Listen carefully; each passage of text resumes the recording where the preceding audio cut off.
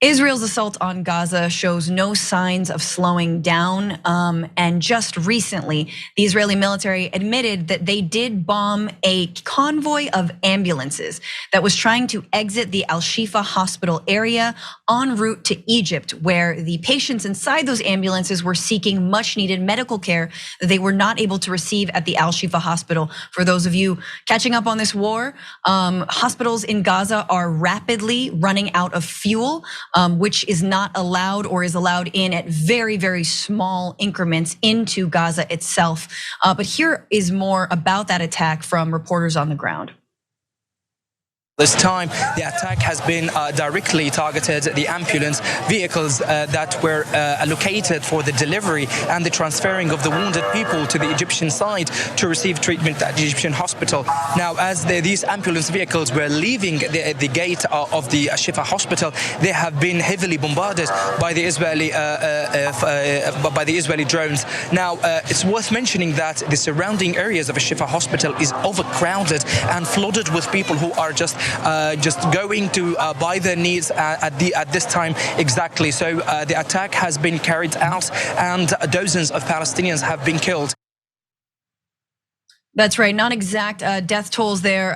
The head of the Al-Shifa hospital said that 13 people had been confirmed dead. That's Dr. Mohammed Abu Samila.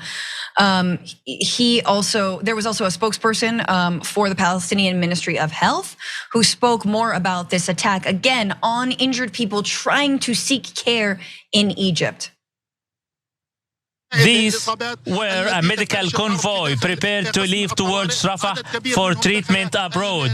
These were critically wounded victims we cannot attend at the hospital. Everyone was aware. The Red Cross, the Red Crescent, even the Israeli occupation were aware that this is a medical convoy in line with the Geneva Convention and international law. This was a medical convoy carrying patients and victims headed for treatment abroad. At the particular time announced, the Israeli warplanes hit the road and hit the main gate of the hospital. As a result, dozens were killed and hundreds injured. If no safe passage is provided for the delivery of fuel and medical supplies and the departure of victims, we will continue to lose more lives. We are helpless here. Again, the reason that these injured were being transferred out of Gaza was because hospitals like Al-Shifa are running out of fuel. And so again, they're waiting for fuel to come in. But in the meantime, if they are facing bombardments, again, there being no ceasefire in place, this is incredibly difficult. Again, that was the head or a spokesperson, Dr. Ashraf Al-Qudra of the Palestinian Ministry of Health. So what does the IDF say? They actually admit that they did bomb this convoy of ambulances. However, they have a reason, which is obviously Hamas. An IDF aircraft struck an ambulance that was identified by forces being used by a Hamas terrorist cell in close proximity to their position in the battle zone. A number of Hamas terrorist operatives were killed in the strike. This is according to the IDF statement. We have information which demonstrate that Hamas's method of operation is to transfer terror operatives and weapons in ambulances. Okay, I'm just gonna ask, if that is true, why are they transferring them out of Gaza? Just wondering. One statement that was made earlier by the spokesman there that you just heard was that the Red Cross knew about this ambulance convoy going, and that has been confirmed also by CNN that says that the Red Cross, the Red Crescent, every aid organization and knew that this convoy, including the Israeli military, knew that this convoy was taking place. Just take a little bit of a look at CNN's reporting on the same event. These ambulances were part of a convoy that was heading south towards the Rafah crossing. The Red Cross had been informed that the convoy was leaving the hospital towards the Rafah crossing, and perhaps most damningly, we've just been hearing, Jessica, from the Red Cross, who confirmed that they had been given information about this particular convoy that was due to leave the Shifa hospital on its way to the Rafah crossing. What we know about the attack is that there are several casualties, many wounded as well, and that this does appear now to have been a convoy of wounded Palestinians being taken to the Rafah crossing that was that was hit as part of that IDF strike, now claimed by the IDF again, with the idea that this was part of their operation to take on Hamas. The evidence that we're getting from those sources, not just inside the Al-Shifa hospital, but again, from the Red Cross, does seem to contradict that. So that piece there, that it contradicts what the IDF is saying, but does it actually matter, right? Does it even matter that the Red Cross said that these are injured people when the IDF says the word Hamas? Truly anything is justifiable, and under international law, hitting ambulances, targeting wounded people, targeting hospitals does fall under a war crime definition. But I wanted to kick it to both of you. It seems like every single day, we're waiting for something to subside and then something worse happens, right? Whether it's the Jabalia refugee camp or, this desperate attempt to exit a hospital. But Jayar, just wanted to kick it to you first. It's like we're kind of waiting for the news to get lighter around this war, and it just never does. I'm not sure who's waiting. I'm waiting as well. I just don't have many expectations for it. As we see the acceptance, I haven't talked about this much since everything began back at the beginning of October. But as we see the acceptance of indiscriminate killing of innocent civilians in whichever direction you want to talk about it, but the acceptance of it being so widespread and many folks in our country, now that we actually see some of the atrocities that happen in war-torn countries and areas around the world, usually we can, plug our ears, close our eyes, and just act like none of this is ever happening because, we can go on and drink our Coca-Colas and go to our sporting events. So as we see this continue to happen and people actually have to see the horrors of what it is that always happens, this isn't brand new. It's just brand new to our eyes and to our cameras and to the phones and the reporters and folks on the ground that are showing us all this stuff.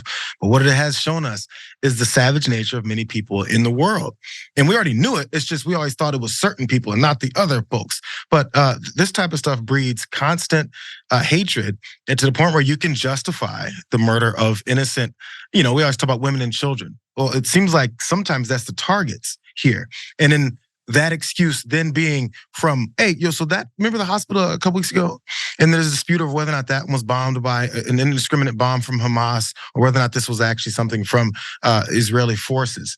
Well, we've got a few more afterwards. Are we debating about these ones? Because what we're concerned about is not because there's some blame to be pushed, but so that it can stop. So when we push these blames back and forth and we're disputing that last one, well, what about the next one and the next one and the next one after that? Because by the way, as we've somehow successfully done, is a lot of people to believe that these aren't human beings. So therefore, the next second, third, and fourth hospital bombings, oh, well, those are the next ones. Those are subsequent ones afterwards. Those aren't human beings. And we go from denying whether or not what had happened and who was responsible for it to then accepting the next ones being, this is what we did because we just have to. And for some reason, I guess they got the gauge right. There's a certain percentage of people that are willing to accept that and go, I guess we're just savages now. Yeah, and in just today, the IDF apparently bombed 3 hospitals in total in Gaza. So again, there is not a lot of controversy here in terms of whether or not Israel does target hospitals. But Yasmin, your reaction? Yeah, we're all old enough to have lived through 9/11. And as far as this conflict getting resolved quickly, Francesca, unfortunately, I do feel the same way as Jayar. I don't think that this is going to go away anytime soon, especially because of the fact that this isn't a new conflict. Something that's been going on for several decades, 70 years or so, isn't going to go away overnight. And it's certainly not going to go away with more bombings and more violence. It's as what I think Jayar was alluding to is whenever something like this is going on for decades at a time, years and years and years. And in this particular case, it's a little bit unique because depending on how you look at it, you could trace it all the way back to the Bible, right? Which is what a lot of people do. So something that's so deeply entrenched, not only with a group of people, but in the land itself, right? It's not going to go away anytime soon. And it's not going to go away without a lot more violence. Right now we see Israel is facing international accusations of committing genocide and committing war crimes. They're facing international cries, like people desperate for a ceasefire. And all the while they're saying, you know what, we're doing what we have to do to defend ourselves. We're just going after Hamas. And this is the price that we have to pay to do it. The Palestinian people are the ones paying that price. The Israeli government is not paying that price. They're the ones who are attacking and bombing hospitals and convoys, people trying to actually leave the area, which is presumably what the Israelis want in this case. This is not helping their argument that they're just going after Hamas and that they're defending themselves. This is not helping them internationally to look like the good guys that they keep telling us that they are. Yeah.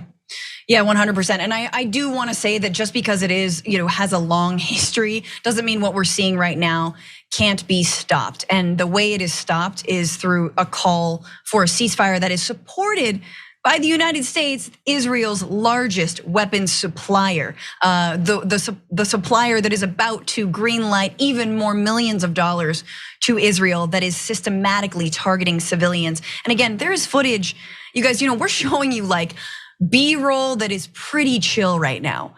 But the actual footage on the ground that we cannot show you because of how gruesome and awful it is truly drives this home that nobody deserves this. That these are children, these are families that are how many times displaced that are now suffering yet again from what they thought was a safe spot, which was the outside of a hospital. But let's turn, because you mentioned something, Yasmin, I think is really interesting, which is what does Israel want? What do they want to do with Gazans? What is the end game here? Well, it seems like in a newly released memo, this was according to Vice News, Israel does have a plan for Gazans, specifically where they're going to go after they are displaced in terms of the 2.4 million Gazans that live there. This is a 10-page document by Israel's Ministry of Intelligence, and it's dated the 13th of October, again, so after Hamas's attack on Israelis. Recommends the transfer of Gaza's population of more than 2 million people to Egypt's Sinai Peninsula as the preferred option for securing Israel's security at the end of the assault on Gaza. Again, so if there's any question as to what is the plan here, this is one of them, but there's more. The document recommended that civilians from Gaza be evacuated into northern Sinai, where they would be housed in tent cities and serviced by a humanitarian corridor before permanent cities were built. A buffer zone of several kilometers would also be created along the border with Israel. The government, however, has said, oh yeah, there's a dock, but like we don't, this is just kind of a vision board. We're not really serious about it.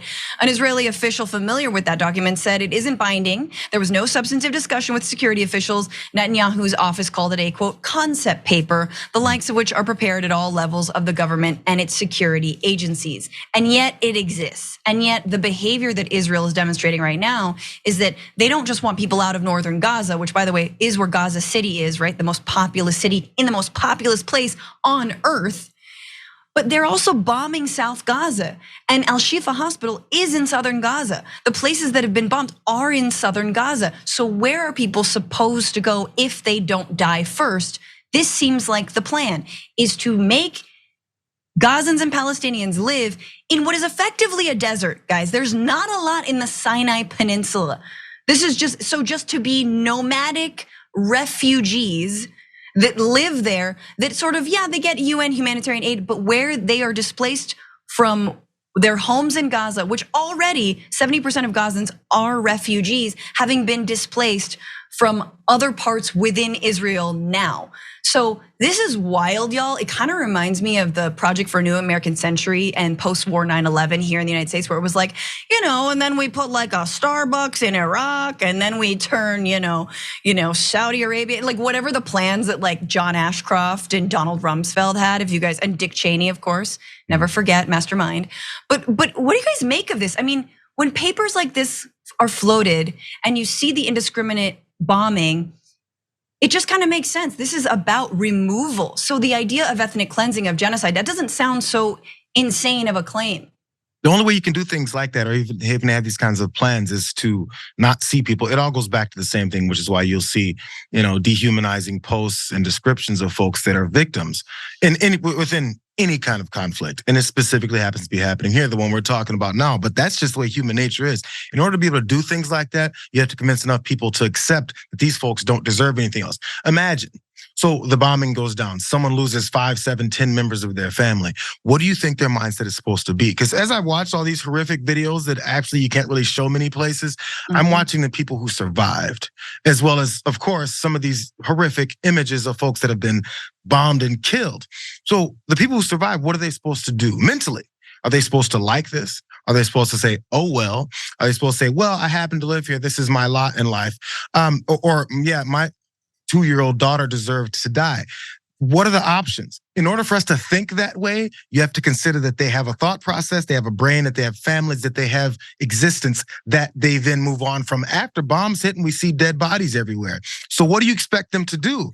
Do you expect it to ever end? Do you think something can end? If you completely continue to bomb until when does it end? When no one's left? Or when someone stands up, puts a flag on over their head and says, yes, we accept, we're lesser than you, we deserve to die. What are we looking for? What's the end game? And if it's not something like these memos, is it just complete and utter devastation and ending of an entire group of people's existence? I don't know, but they won't answer that question either. Yeah. Yeah, I think with a lot of these conflicts, right, you see people debating the definition of different words, right? So Israel, again, has been accused of occupying land that isn't theirs, or they've been accused of being an apartheid state, all these different things. They've been accused, again, of committing genocide against the Palestinian people, and seemingly without much remorse for doing so.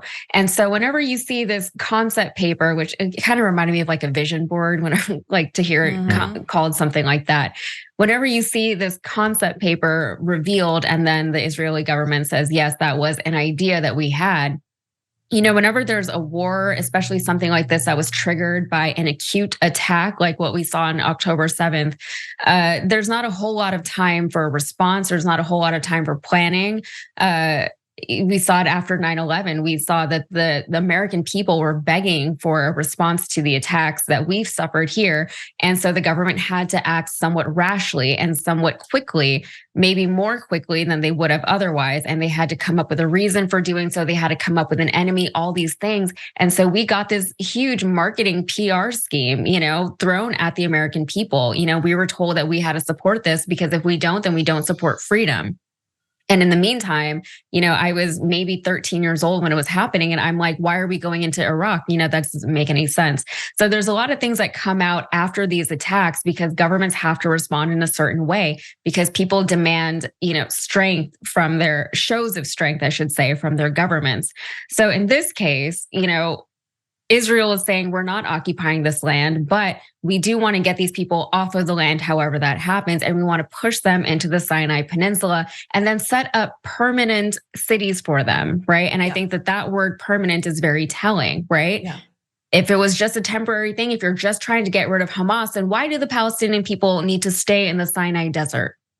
That's what I want to know. Right, because they're all equated with Hamas. I just wanted, before we break, to remind everyone that during the Armenian genocide, we're talking about 800,000 people who were sent on death marches to leave where they were living by the Ottoman authorities at the time. The Trail of Tears, here in the United States, right? We're talking about 60,000 Native Americans from Cherokee, Muskogee, Seminole, Chickasaw. The idea of forcible removal is part of genocide. And it's been part of genocide since, sadly, as Jayar said, people have been cruel and unusual to one another and use their power in disgusting ways. And so this could be part of those two genocides and those two legacies, if it not already is. Thanks for watching. If you become a member, you get to watch all this ad-free, except for, of course, this ad. Still, hit the join button below.